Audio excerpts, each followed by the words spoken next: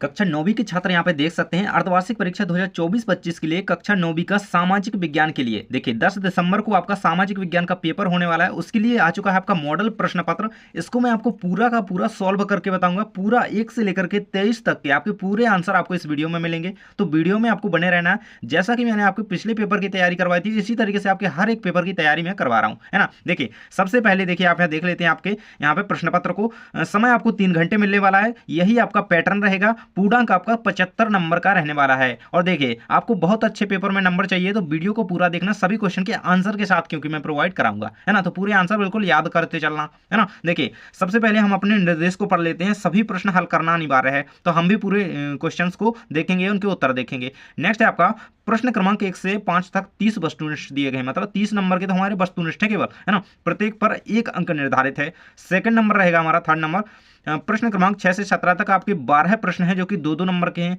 फिर 18 से 20 तक आपके 3-3 नंबर के प्रश्न हैं। 21 से 23 तक आपके 3 प्रश्न हैं जो कि 4-4 नंबर के हैं, है ना।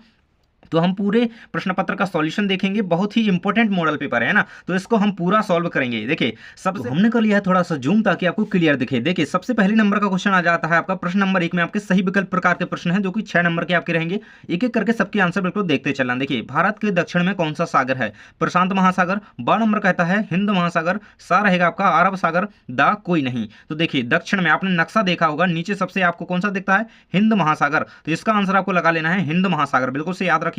नेक्स्ट क्वेश्चन हमारा रहेगा किस नदी को दक्षिण भारत की गंगा कहा जाता है? ए नंबर का ऑप्शन है गोदावरी। बी नंबर का ऑप्शन है आपका कावेरी। सा नंबर कहता है कृष्णा। और दा नंबर आपका रहेगा बैनगंगा। तो कौन सी नदी जो है भारत की दक्षिण भारत की गंगा कहलाती है? तो आपका इसका आंसर हो जाएगा गोदावरी, है ना। गोदावरी नदी को दक्षिण भारत की गंगा कहा जाता है। अगला क्वेश्चन हमारा आता है फ्रांस की क्रांति कब आरंभ हुई थी? तो फ्रांस की क्रांति जो है सन 1789 में प्रारंभ हुई थी, है ना, ये याद रखना। नेक्स्ट क्वेश्चन हमारा आ जाता है हिटलर का प्रमुख अर्थशास्त्री कौन था? है ना, हालमार्क, साख्त, विलियम केसर, जॉन एबर्ट, हिंडनबर्ग। इसका आंसर हो जाएगा आपका आ नंबर ऑप्शन जो कि रहेगा हालमार्क, साख्त। इसको याद रखिएगा। नेक्स्ट क्वेश्चन हमारा कहता है लोकतंत्र के लिए आवश्यक है। लोकतंत्र के लिए क्या आवश्यक है? धन बल, स्वतंत्र और निष्पक्ष चुनाव। सा नंबर ऑप्शन रहेगा अशिक्षा। दा नंबर ऑप्शन रहेगा निरंकुशता, है ना, निरंकुशता। इसका आंसर आपका रहेगा लोकतंत्र के लिए क्या आवश्यक है? स्वतंत्र और निष्पक्ष चुनाव। ये आपका इसका आंसर हो जाएगा। तो हमारे 6 नंबर के सही विकल्प कंप्लीट हो चुके हैं।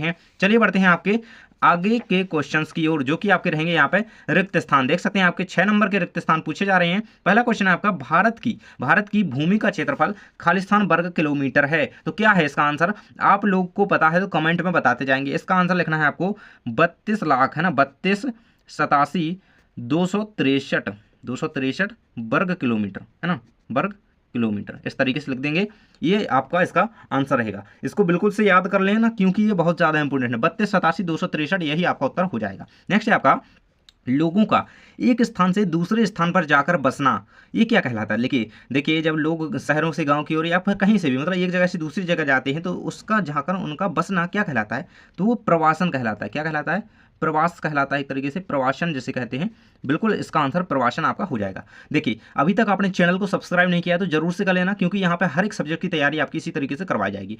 नेक्स्ट क्वेश्चन हमारा तीसरे नंबर का है खालिस्तान पुस्तक को क्रांति का, है ना, खालिस्तान पुस्तक को क्रांति का बाइबल कहा जाता है। तो इसका आंसर आपका रहेगा दास कैपिटल, है ना, दास कैपिटल। इसका आंसर याद रखना दास कैपिटल, ये आपका इसका आंसर रहेगा। नेक्स्ट क्वेश्चन हमारा रहेगा भारत में राष्ट्रपति का कार्यकाल खालिस्तान होता है तो कितने वर्ष का होता है? आप सभी को पता होता है कि जो राष्ट्रपति का कार्यकाल होता है वो 5 वर्ष का होता है भारत में, याद रखना। नेक्स्ट हमारा भारत में वोट डालने की उम्र, ये तो सभी को पता है 18 वर्ष है ना, 18 लिख देंगे और वर्ष भी लिख दीजिएगा उसी में, है ना, बॉक्स में ही लिखना है। आंसर अच्छी तरीके से लिखिएगा आप कॉपी में, है ना। नेक्स्ट हमारा कहता है और लोकसभा सदस्यों को चुनाव चिन्ह खालिस्तान प्रदान करता है तो कौन? निर्वाचन आयोग, है ना, निर्वाचन आयोग। इसका आंसर आपका क्या रहेगा? निर्वाचन आयोग, है ना। ये आपको पूरे क्वेश्चन को तैयार कर लेना है, याद करते जाइए, लिखते जाइए इनको अच्छी तरीके से, है ना। चलिए हम देख लेते हैं आपका नेक्स्ट क्वेश्चन जो आपका कहता है यहाँ पे। नेक्स्ट क्वेश्चन आपके यहाँ से सत्य असत्य स्टार्ट होते हैं 6 नंबर के। देखिए सबसे यहाँ पे पहला क्वेश्चन इसमें क्या आ जाता है? सत्य असत्य में पहला क्वेश्चन रहेगा भारत दुनिया का क्षेत्रफल की दृष्टि से 7वां बड़ा देश है। तो ये क्या हो जाएगा? ये आपका बिल्कुल सत्य रहेगा, है ना। क्षेत्रफल की दृष्टि से 7वां बड़ा देश है, ये आपका क्या रहेगा? इसके आंसर में आपको सत्य लिख देना है। नेक्स्ट क्वेश्चन हमारा कहता है रूस की सामूहिक खेती को कोल खोज कहा जाता है। क्या कहा जाता है? कोल खोज कहा जाता है। तो ये आंसर आपका सत्य रहेगा, है ना। सेकंड भी आपका सत्य रहेगा, तो कुल खोज ही कहा जाता है। अगला क्वेश्चन है आपका, भारत एक धर्मनिरपेक्ष राज्य है, धर्मनिरपेक्ष राज्य है, तो ये भी सत्य है क्योंकि संविधान में ऐसा कहा गया है। नेक्स्ट हमारा क्वेश्चन रहेगा 4 नंबर का, लोकतंत्र में शासकों का चुनाव जो है जनता करती है, तो ये भी सत्य आपका रहेगा, है ना, हमारे यहाँ लोकतांत्रिक शासन प्रणाली है।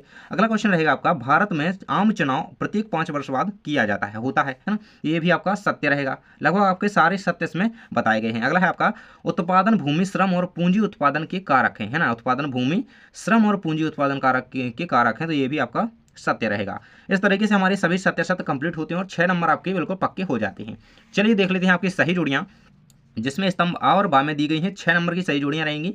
आपको पहले नंबर की है प्राकृतिक संसाधन, इसको आप पढ़िए तो सबसे आप लास्ट में देख पा रहे हो भूमि। ये क्या है, भूमि है एक प्राकृतिक चीज़ है ना, प्राकृतिक संसाधन। तो पहले की जोड़ी किससे मिल जाएगी, भूमि से। एक की जोड़ी यहाँ पे आप लास्ट में मिला दीजिएगा इस तरीके से, है ना। अगला क्वेश्चन है हिंद आज़ाद हिंद फौज, है ना, तो आज़ाद हिंद फौज की रचना किसने की थी, नेताजी सुभाष चंद्र बोस ने, है ना, इन्होंने बनाई थी, इनकी फौज थी ये। नेक्स्ट कहता है मत्स्य पालन, तो मत्स्य पालन जो है प्राथमिक क्षेत्र के अंतर्गत आता है, तो ये आंसर आपका ए नंबर से मिल जाएगा। इसका आंसर आपको मिला देना है, ये तीसरे नंबर की हो जाएगी, ये दूसरे नंबर की हो जाएगी। देखिए टेलीग्राम ज्वाइन कर लेना, टेलीग्राम जरूर से ज्वाइन कर लेना, क्योंकि आपकी हेल्प हमें वार्षिक परीक्षा तक करनी है और आप लोग यदि हमसे जुड़े रहेंगे तो बहुत अच्छे पेपर में नंबर लेकर के आओगे, है ना। टेलीग्राम ज्वाइन कर लेना आपका। देखिए अगला क्वेश्चन है डॉक्टर राजेंद्र प्रसाद, डॉक्टर राजेंद्र प्रसाद क्या थे, संविधान सभा के अध्यक्ष थे, तो यहाँ पे इसकी जोड़ी यहाँ पे मिल जाएगी। अगला है आपका ड्यूमा, तो रूस की संसद का नाम क्या है, ड्यूमा, यहाँ पे डी से इसकी जोड़ी मिल जाएगी, है ना। इसकी किसकी, 5वें की, है ना, 5वें की इसकी जोड़ी मिल जाएगी। इसकी चौथे की ये रहेगी जोड़ी आपकी। इसके बाद छठवां है आपका गेस्टापो, है ना, गेस्टापो की जोड़ी आपकी कहाँ पर रहेगी, गुप्तचर सेवा कहलाती है गेस्टापो, ये आपकी 6वें की जोड़ी लास्ट की यहाँ पे मिल जाएगी। तो इस तरीके से आपकी सही जोड़ियाँ 6 की 6 कंप्लीट होती हैं। अगर वीडियो को अभी तक लाइक नहीं किया है तो लाइक कर देना, क्योंकि आप लोगों के लिए इस तरीके से वीडियो लाने में बहुत ज़्यादा मेहनत लगती है। नेक्स्ट हमारे क्वेश्चन रहेंगे, एक शब्द या वाक्य में उत्तर दीजिए। देखिए 6 नंबर के रहेंगे, सभी के उत्तर बताता हूँ एक एक से, और हमें 6 से 23 तक आगे पूरे उत्तर देखना है, बने रहेगा, है ना। देखिए एक शब्द या वाक्य में उत्तर दीजिए, लोकसभा के सदस्यों का चुनाव किस प्रणाली से होता है ना, लोकसभा के सदस्यों का चुनाव किस प्रणाली से होता है, तो लोकतांत्रिक शासन प्रणाली, है ना, तो इसके द्वारा होता है। पोस्ट प्रणाली कह सकते हैं आप इसे, है ना, तो पास्ट पोस्ट प्रणाली इसका उत्तर लिख देंगे तो चल जाएगा, है ना, पोस्ट प्रणाली कर दीजिएगा, पोस्ट प्रणाली। नेक्स्ट हमारा रहेगा हीराकुंड बांध किस नदी पर बना है, हीराकुंड बांध की बात कर रहा है, तो ये कहाँ पर बना है, महानदी पर बना है ना, महानदी बिल्कुल से इसका आंसर याद रखिएगा। एक शब्द या वाक्य में उत्तर देख रहे हैं, इसको अच्छी तरीके से लिखिएगा, हीराकुंड बांध महानदी पर बना है, ऐसे लिखेंगे, है ना। अगला है आपका गंगा नदी की सहायक नदियाँ, है ना, गंगा नदी की प्रमुख सहायक नदी कौन सी है, तो वो है यमुना नदी, है ना, यमुना, गंगा की प्रमुख सहायक नदी यमुना हो जाती है।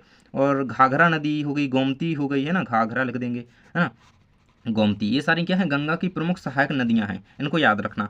नेक्स्ट क्वेश्चन हमारा रहेगा यहाँ पे 4 नंबर का, कहता है भारत की सबसे लंबी तटरेखा वाला राज्य कौन सा है, तो वो है गुजरात राज्य, है ना, इसको याद रखना, गुजरात, सबसे लंबी तटरेखा वाला राज्य गुजरात है, बिल्कुल इसको याद रखिएगा। तमिलनाडु भी शायद हो सकता है, ये दोनों आसपास ही हैं। अगला क्वेश्चन है 1917 की रूसी क्रांति को किस नाम से पुकारा जाता है, तो इसे अक्टूबर की क्रांति के नाम से पुकारा जाता है ना, अक्टूबर क्रांति, तो इसका आंसर क्या लग देना है आपको, अक्टूबर क्रांति, ये आपका आंसर इसका हो जाएगा। नेक्स्ट क्वेश्चन हमारा कहता है, और लास्ट हमारा जो है प्रश्न है, एक शब्द या वाक्य में उत्तर, पालमपुर में सिंचाई का मुख्य साधन क्या है, तो ये पालमपुर में सिंचाई का मुख्य साधन है कुएं और नलकूप, क्या है, कुएं और नलकूप। आपने पालमपुर गांव की कहानी पढ़ी है यदि, है ना, कुएं और नलकूप, इसका उत्तर आपको लिख देना है। देखिए चैनल को सब्सक्राइब नहीं किया तो कर लेना। आगे के क्वेश्चन हम चलते हैं, देखते हैं सभी के आंसर मैं आपको प्रश्न नंबर 6 रहेगा हमारा, भारत के केंद्र शासित प्रदेशों के नाम लिखिए। यहाँ से हमारे 2-2 नंबर के प्रश्न स्टार्ट होते हैं ना, वीडियो को लाइक जरूर से कर देना। देखिए अथवा में क्वेश्चन है इसके, भारत के पड़ोसी देशों के नाम लिखिए। चलिए इन दोनों क्वेश्चन के आंसर मैं आपको दिखा देता हूँ। ये रहेगा आपका 6वें नंबर के प्रश्न का उत्तर, आपकी स्क्रीन पर देख सकते हैं। आपका भारत के केंद्र शासित प्रदेशों के नाम लिखिए। देखिए मैंने उत्तर कंप्लीट करके रखे हैं, इनको बिल्कुल से तैयार करते जाना। देखिए ये रहेंगे आपके उत्तर, और ये अथवा वाले का उत्तर रहेगा। ये रहेंगे भारत के पड़ोसी देशों के नाम, और ये रहेंगे केंद्र शासित प्रदेशों के नाम। जो भी आपको सरल लगे उसे याद कर लेना। ये दोनों के उत्तर आपको अथवा का और इसका दोनों का आपको उत्तर दिया गया है। नेक्स्ट क्वेश्चन हमारा 7 नंबर का रहेगा, भारत को विश्व में किन किन नामों से जाना जाता है, और अथवा में इसकी है अपवाह तंत्र से क्या आशा है। चलिए देख लेते हैं इन दोनों प्रश्नों का उत्तर, यहाँ पे आपके स्क्रीन पर रहेगा, है ना। देखिए ये रहेगा आपका 7वां। भारत को किन किन नामों से जाना जाता है? भारत, इंडिया, हिंदुस्तान, आर्यावर्त, है ना, इन सारे नामों से भारत को जाना जाता है। अगला आपका 8वां में था अपवाह तंत्र से क्या आशा है? तो ये आपका अपवाह तंत्र का आंसर दिया गया है ना। अपवाह तंत्र से तात्पर्य उन नदियों, सहायक नदियों और जल धाराओं से है। बिल्कुल इसका स्क्रीनशॉट ले लीजिए और इसे कंप्लीट कर लेना। नेक्स्ट नंबर क्वेश्चन हमारा रहेगा 8 नंबर का, है ना। 8 नंबर क्वेश्चन है आपका, भारत के किन्हीं 2 प्रमुख झीलों के नाम लिखिए, है ना। झीलों के नाम बताने हैं। और इसके 8वां क्वेश्चन है, फ्रांस की क्रांति ने विश्व को कौन कौन से 3 सिद्धांत दिए? 2 नंबर का क्वेश्चन है। चलिए इसका उत्तर देख लेते हैं यहाँ पे। ये रहेगा आपका 8वें नंबर के प्रश्न का उत्तर, उसके 8वां वाले का उत्तर। दोनों का उत्तर आपकी स्क्रीन पर है, इसका स्क्रीनशॉट ले सकते हैं, है ना। जानकारी टीच चैनल को याद रखना, जब भी आपके लिए पेपर हो तो आपको बिल्कुल से सर्च करना है जानकारी टीच, कक्षा 9वीं 10वीं जिस भी कक्षा में हो, है ना। तो बिल्कुल से याद करना, है ना, याद रखना और सर्च करना यूट्यूब पर बार बार, है ना, ताकि आपको वीडियोस मिल सकें। नेक्स्ट है आपका, देखिए 9वें नंबर का प्रश्न है, भारत की जलवायु को प्रभावित करने वाले कारक कौन कौन से, है ना। भारत की जलवायु को प्रभावित करने वाले कारक कौन से हैं? और 8वां में क्वेश्चन कहता है, मौसम और जलवायु में कोई 2 अंतर लिखिए। बहुत ज्यादा इंपॉर्टेंट क्वेश्चन है ना, मौसम और जलवायु में अंतर, आपकी वार्षिक परीक्षा में भी ये आने वाला है। तो देखिए ये रहेगा आपका, भारत की जलवायु को प्रभावित करने वाले जो कारक हैं, अक्षांशीय स्थिति हो गया, मानसून की स्थिति हो गया, पर्वतों की, बिल्कुल छोटे छोटे आंसर दिए हैं मैंने, बिल्कुल जो आपको याद हो जाए, है ना। इसके 8वां वाले क्वेश्चन का आंसर रहेगा मौसम और जलवायु में अंतर। तो मौसम क्या है? यह अल्पकालीन होता है और कुछ घंटों या दिनों तक ही रहता है। जलवायु क्या है? एक दीर्घकालीन घटना है ना, ये कह सकते हैं। नेक्स्ट आपका क्वेश्चन रहेगा यहाँ पे, देखिए हम 9 तक कंप्लीट कर चुके हैं। 10 नंबर का प्रश्न है हमारा, आतंक का राज किसे कहते हैं? और 8वां में क्वेश्चन है, 18वीं सदी में फ्रांसीसी समाज कितने वर्गों में बटा था? चलिए इस 2 अंकीय क्वेश्चन का आंसर देख लेते हैं। ये रहेगा आपके प्रश्न का उत्तर। देखिए आतंक का राज किसे कहते हैं? तो फ्रांस की क्रांति के दौरान 1793-94 का समय, जब रॉबस्पियर और जैकबिन क्लब के शासनकाल में लाखों लोगों को फांसी दी गई, उसे आतंक का राज कहा जाता है। इसके अथवा वाले प्रश्न का उत्तर रहेगा आपके सामने है, देख सकते हैं। फ्रांसीसी समाज कितने वर्गों में बटा था? तो 3 वर्गों में बटा था, पादरी, अभिजात वर्ग और आम जनता, है ना, इसे याद रखिएगा।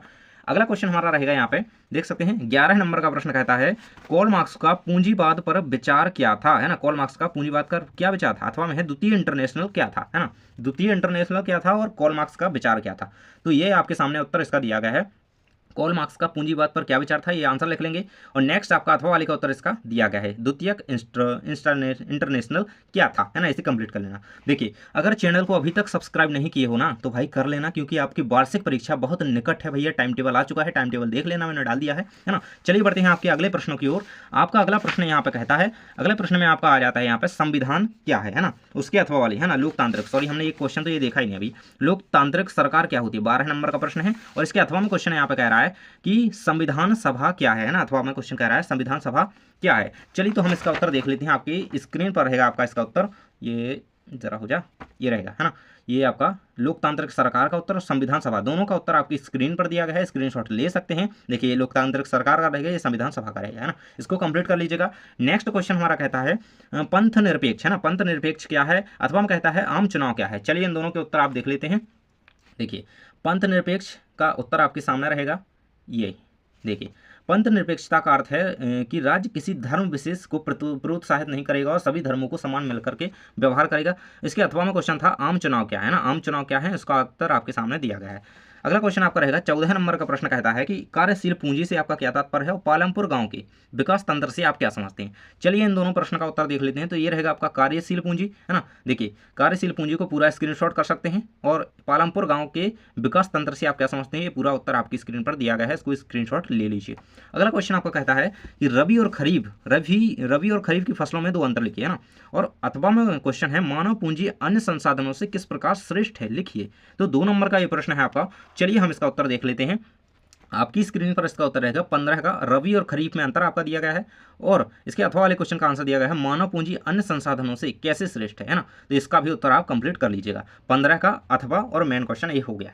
अगला क्वेश्चन है हमारा 16 नंबर प्रश्न है, संसाधन के रूप में लोग किस प्रकार का उत्पादन की मात्रा को प्रभावित कर सकते हैं। अथवा में क्वेश्चन है मतदाता सूची क्या होती है ना। नेक्स्ट क्वेश्चन है प्रश्न नंबर 17 है, आर्थिक एवं गैर क्रियाओं में अंतर लिखिए और सर्वाधिक गरीब जनसंख्या वाले 3 राज्यों के नाम। तो हम 16 का और 17 का दोनों का, इन चारों क्वेश्चन का आंसर हम देख लेते हैं एक साथ, है ना। देखिए ये रहेगा आपका 16 नंबर के प्रश्न का उत्तर। देखिए 16 का प्रश्न का उत्तर ये आपका दिया गया है। इसके बाद आपके अथवा वाले का 16 के अथवा वाले का उत्तर दिया गया है। इसके बाद 17 नंबर के प्रश्न का उत्तर दिया गया है और 17 के अथवा वाले का उत्तर ये दिया गया है ना। तो वीडियो को जल्दी से लाइक कर दो यार, अभी तक लाइक नहीं किया है, कंजूसी में नहीं करो यार, कंजूसी को नहीं करो, जल्दी से लाइक कर दो। अगला क्वेश्चन आपका रहेगा यहाँ पे 17 तक हम उत्तर देख चुके हैं। 18 नंबर का प्रश्न है आपका, भारत को उपमहाद्वीप की संज्ञा क्यों दी जाती है, 3 बिंदुओं से स्पष्ट कीजिए, है ना। तो चलिए हम इसका उत्तर वही देख लेते हैं। ये आपका 18 नंबर के प्रश्न का उत्तर रहेगा। 18 नंबर का प्रश्न कहता है कि भारत को उपमहाद्वीप की संज्ञा क्यों दी जाती है, बिंदुओं से स्पष्ट कीजिए। तो देखिए इसका क्षेत्रफल क्या है, 32,87,263 वर्ग किलोमीटर है। यह एशिया से प्राकृतिक रूप से मिलता है, हिमालय पर्वत है यहाँ पे, और सांस्कृतिक और ऐतिहासिक विविधता हमारी इंडिया में है ना। और इसके अथवा में था 18 कि हिंद महासागर में भारत की केंद्रीय स्थिति के 3 लाभ लिखिए। तो ये रहेंगे आपके 3 लाभ। नेक्स्ट हमारा क्वेश्चन रहेगा 19 नंबर, वनों से होने वाले प्रत्यक्ष लाभ लिखिए। और अथवा में क्वेश्चन कहता है वैज्ञानिक वानिकी की नई योजना के अंतर्गत क्या कदम उठाए गए, है ना। ये 3 नंबर का क्वेश्चन है आपका, है ना। ये इसका 19वें नंबर के प्रश्न का उत्तर आपके सामने रहेगा। यहाँ पे देख सकते हैं, ये वनों से होने वाले प्रत्यक्ष लाभ हो जाते हैं और वैज्ञानिक वानिकी की नई योजना के अंतर्गत क्या कदम उठाए गए हैं, है ना। इसको इसे कंप्लीट कर लेंगे और इन दोनों का स्क्रीनशॉट आप ले लीजिए और इन्हें कंप्लीट कर लीजिएगा, है ना। नेक्स्ट नंबर क्वेश्चन हमारा 20 नंबर रहेगा भाई। तो आर्थिक गतिविधियों को विभिन्न क्षेत्रों में कैसे वर्गीकृत किया गया है और मानव संसाधन, भूमि और भौतिक पूंजी कैसे अन्य संसाधनों से कैसे भिन्न है, समझा कर लिखिए, है ना। तो 20 नंबर के प्रश्न का उत्तर देख लेते हैं। ये आपकी स्क्रीन पर उत्तर इसका रहेगा। देखिए ये रहेगा इसका आंसर। तो इसे जल्दी से कंप्लीट कर लो, स्क्रीनशॉट ले सकते हो इसका और आंसर याद कर लेना, है ना। ये रहेगा मेन क्वेश्चन का भी इसका, और ये आपके अथवा वाले का उत्तर रहेगा ना। अथवा वाले का इतना उत्तर आपको डिटेल में इसका आंसर ढूंढ लेना है और याद कर लेना है। अगला क्वेश्चन है हमारा प्रश्न नंबर 21 है, लोकसभा की शक्तियों का वर्णन कीजिए, है ना। और इसके अथवा में क्वेश्चन दिया गया भारत में निर्धनता रेखा का आकलन कैसे किया जाता है। चलिए इन दोनों प्रश्नों का उत्तर मैं आपको दिखा देता हूँ। लोकसभा की शक्तियों का वर्णन और देख लेते हैं निर्धनता रेखा का आकलन कैसे किया जाता है। तो ये दोनों क्वेश्चन का आंसर आपकी स्क्रीन पर है, स्क्रीनशॉट कर लीजिए और इसे बिल्कुल से कंप्लीट कर लेना है ना। चलिए देख लेते हैं आपका अगला क्वेश्चन, जो कि आपका रहेगा लोकतंत्र में चुनावों की जरूरत क्यों है लिखिए और आचार संहिता क्या है समझाइए। इन दोनों क्वेश्चन को हम देख लेते हैं आपकी स्क्रीन पर। यह रहेगा आपका 22 नंबर के प्रश्न का उत्तर आपके सामने है। लोकतंत्र में चुनाव की जरूरत क्यों है और आचार संहिता क्या है, दोनों का उत्तर आपकी स्क्रीन पर दिया गया है। इसे भैया स्क्रीनशॉट कर लो, तैयार कर लो, बिल्कुल से याद कर लो, मन में रट लो, है ना। अगला क्वेश्चन आपका कहता है, देखिए अगला क्वेश्चन और लास्ट क्वेश्चन है आपका, है ना। अभी तक सब्सक्राइब नहीं किए हो ना भैया, सब्सक्राइब कर लेना, जुड़ गए ना एक बार तो बिल्कुल से यहाँ पे टॉपर बन जाओगे। देखिए